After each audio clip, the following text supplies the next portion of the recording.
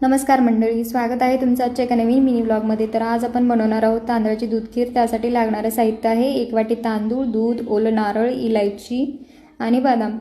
सगळ्यात आधी तांदूळ जे आहेत ते आपण 20 ते 30 मिनिटं भिजत ठेवणार आहोत। त्यानंतर इलायची आणि बदाम यांची बारीक पूड करून घेतलेली आहे। बदाम तुम्ही तुमच्या आवडीनुसार कटही करून घेऊ शकता। भिजलेला तांदूळ आपण मिक्सरमधून बारीक करून घेणार आहोत। त्याची बारीक पेस्ट तयार करून घ्यायची। ओलं खोबरं किसून घेतलेलं आहे। अशा प्रकारे आपलं फोडणीचं साहित्य तयार झालेलं आहे। फोडणीसाठी आपण एका पातेल्यामध्ये तेल किंवा तूप आपल्या आवडीनुसार जे हवे ते ॲड करू शकता। तूप गरम झाल्यानंतर त्यामध्ये किसलेलं खोबरं ॲड करून त्याला लालसर होईपर्यंत फ्राय करून घ्यायचं। त्यानंतर बारीक केलेले बदाम, इलायची पावडर टाकून हे मिश्रण व्यवस्थित 1 ते 2 मिनिटं फ्राय करून घ्यायचं। एकदा की हे मिश्रण फ्राय झालं की त्यामध्ये गरम केलेलं दूध ॲड करून त्याला चांगली एक उकळी येईपर्यंत शिजवून घ्यायचं।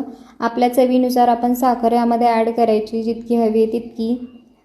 मी सहसा जास्त गोड खात नाही, त्यामुळे मी कमीच साखरेचा वापर केला इथे। दुधाला उकळी आल्यानंतर तांदळाची जी बारीक पेस्ट तयार करून घेतली आहे आपण ती यामध्ये ॲड करणार आहोत। तांदळाची पेस्ट ॲड करताना एक गोष्ट लक्षात ठेवायची, हे मिश्रण कंटिन्युअसली हलवत राहायचं, त्याला ढवळत राहायचं कंटिन्युअसली, त्यामुळे तांदळाच्या गुठळ्या बनणार नाहीत आणि चांगली दाटसर होईपर्यंत शिजवून घ्यायचं। अशा प्रकारे आपली तांदळाची खीर तयार आहे।